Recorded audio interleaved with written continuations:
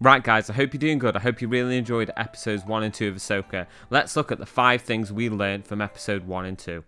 Number 1 is Bale Skull and what his motivations are.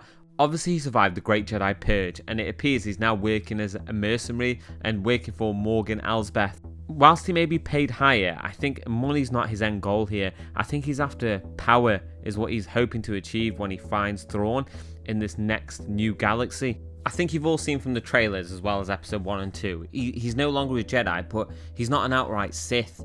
And when he was questioned about killing Ahsoka, he said it would be a shame, and Morgan Elsbeth questioned him on that, and he just said that, there's so few Jedi left. He came across as having sympathy for the Jedi, and I think it's going to be really interesting to see how his character develops as the series goes on.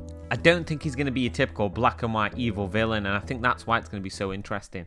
And the second thing we learned that I think many of you knew just from the trailers was that Morgan Elsbeth, who you saw in Season 2 of Mandalorian fighting Ahsoka, it turns out that I think she is a Night Sister.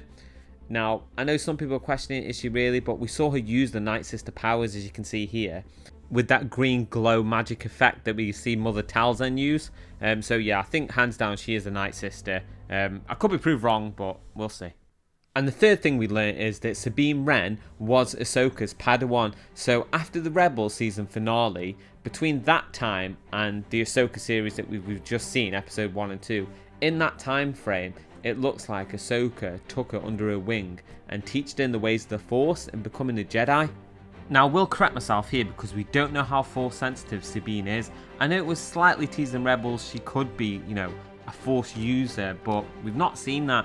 And the droid Hu Yang said that Sabine had the lowest, basically, potential in the Force amongst all the Padawans that he'd seen. But there's no doubt Sabine does have skill, and we've seen her, use the lightsaber and wield it. So she's obviously had a sufficient enough training to wield the lightsaber, but obviously she's got a long way to go. Now, the fourth thing we learn is Morgan Elsbeth's plan.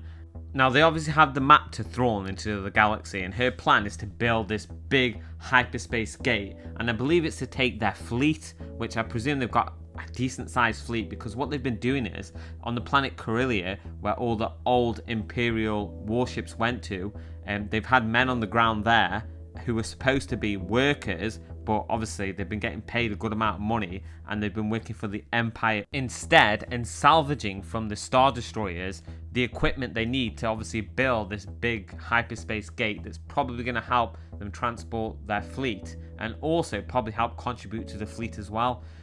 Only time will tell. And the final thing we learned, although we probably already knew, is that Ahsoka is such a badass with the lightsabers.